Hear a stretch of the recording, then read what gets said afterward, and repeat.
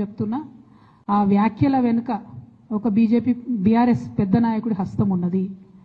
అందుకనే BRS party నాయకులు ఎవడు కూడా రియాక్ట్ కాలేదని చెప్పి నేను బలంగా నమ్ముతా ఉన్నాను.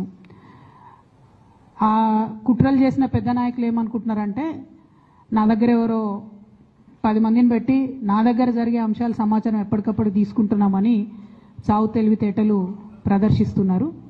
కానీ ఆ బాగా పెద్దగా ఉన్న నాయకుడికి అర్థం కావాల్సింది ఏంటంటే అక్కడేం జరుగుతుందో కూడా నాకు సమాచారం వస్తూనే ఉంటుంది. సో మీరు ఏ టైంలో ఎవరిని కలిశారు, నా మీద వ్యాఖ్యలు చేయడానికి మీరు ఎవరిని ప్రోత్సహించారు, మీరు ఎంత కింద స్థాయికి దిగజారి ఒక ఆడబిడ్డ మీద అటువంటి వ్యాఖ్యలు చేయించారు, ఇవన్నీ కూడా నేను చూస్తున్నా, గమనిస్తున్నా.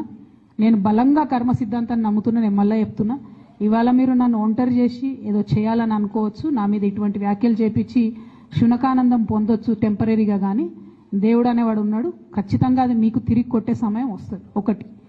రెండు ఒక లిల్లీపుట్ నాయకుడు నల్గొండలో బీఆర్ఎస్ పార్టీ నాశనం చేసిన ఒక లిల్లీపుట్ నాయకుడు ఆమెవరు ఈమెవరు అని మా గురించి మాట్లాడుతూ ఉన్నారంటే మరి ఆయనకు ప్రోత్సాహం ఇస్తున్నది ఎవరో కూడా ప్రజలు ఆలోచించుకోవాలి. ఇవాళ నల్గొండ జిల్లాలో ఒక సీటు కూడా రాలే. ఆయన సీటు సావు తప్పి కన్నులొట్టవైన చందంగా చివరి నిమిషంలో అనుకోకుండా గెలిచినటువంటి సీటు. ఎన్నడూ ప్రజా ఉద్యమాలు చేయలే. కేసీఆర్ గారు లేకపోతే మరి నువ్వెవరు, అది కూడా ఆలోచించుకోవాలి కదా. కేసీఆర్ గారు లేకపోతే బీఆర్ఎస్ పార్టీలో ఉన్న ఏ నాయకుడైనా ఎవరు? ప్రజలకు మనందరినీ పరిచయం చేసింది కేసీఆర్ గారే కదా. మనలో మనం కన్ఫ్యూజన్ ఉన్నప్పుడు ఇష్టం వచ్చినట్టు మాట్లాడుకోవచ్చా?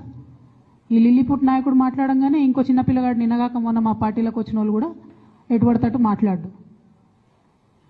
అసలు ఎవరు మీరు? మీకు తెలంగాణ ఉద్యమంతో సంబంధం ఏంది?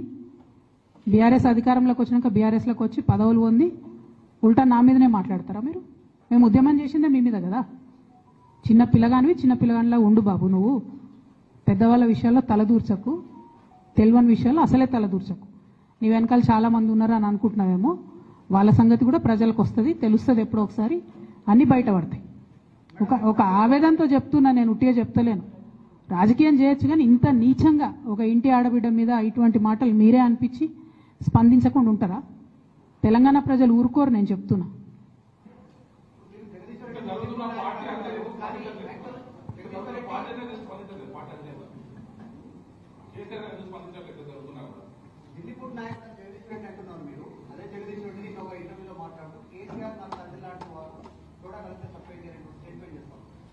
నేనేమంటున్నా, కేసీఆర్ గారు నాకు తండ్రి.